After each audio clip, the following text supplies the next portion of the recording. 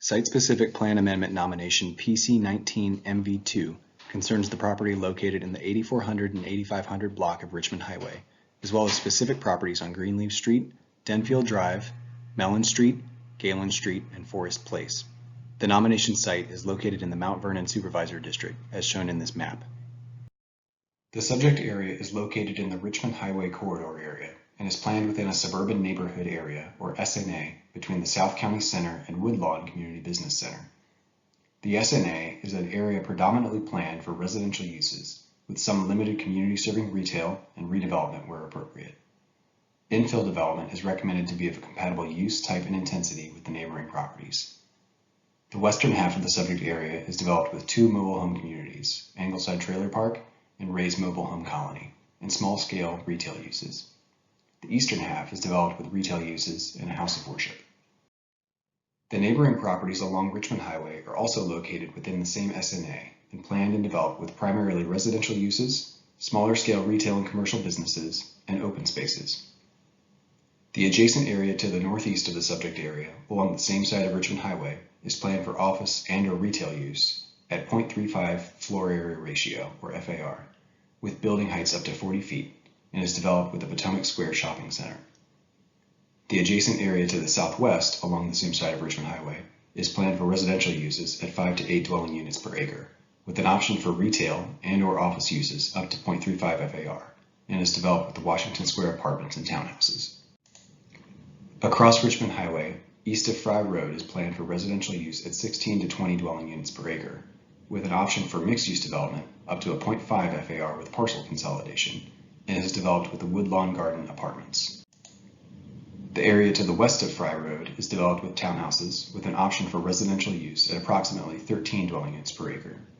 The area directly to the south is outside of the Richmond Highway corridor plan area and is developed and planned with low-density residential uses at 2 to 3 dwelling units per acre and open space. The comprehensive plan notes that the subject area is recommendation area number 3 in the SNA between the South County Center CBC and Woodlawn CBC. The base recommendation for the site is residential use at a density of 5 to 8 dwelling units per acre. The adopted plan also contains an option for the site for mixed use comprising 75% residential use at 16 to 20 dwelling units per acre and 25% retail and office use at an intensity of 0.5 FAR, with substantial parcel consolidation and an urban town center design concept, among other conditions. The nomination proposes to revise the mixed-use option to 20 to 30 dwelling units to the acre, with neighborhood retail and/or office use representing 5 to 10% of the total gross square footage, and without substantial parcel consolidation. The nomination cites the need for affordable housing and proximity to transit to justify the proposed density.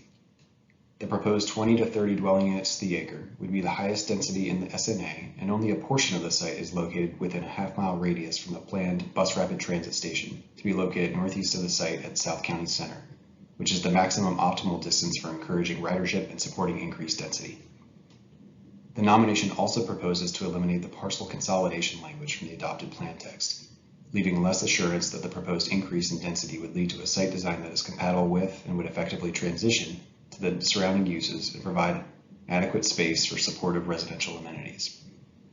Corridor-wide recommendations encourage logical and sufficient parcel consolidation to ensure adequate site circulation, buffering, and reduced impacts on adjacent properties related to height and building mass, and to ensure that unconsolidated parcels can develop in conformance with the plan.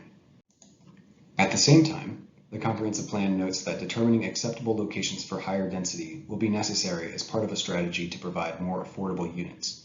Countywide policy also supports the retention of mobile home parks as an important source of affordable housing. When site-specific plan recommendations include redevelopment, it should not adversely affect surrounding properties. Moreover, in such instances, accommodations for the mobile home residents should be made on-site, at adjacent sites, or through substantial relocation assistance. Given these considerations, PC19MV2 is recommended to be scheduled on the Comprehensive Plan Amendment Work Program, with specific considerations for replacing the existing affordable residential units on-site in the redevelopment on a one-to-one basis. Furthermore, staff only recommends the consideration of the higher density option with full or nearly full consolidation of the land unit in order to ensure a logical planning area for future development and to provide sufficient acreage to support the one-to-one replacement of existing affordable units. Furthermore, staff does not support the consideration of removing the adopted plan guidance on consolidation.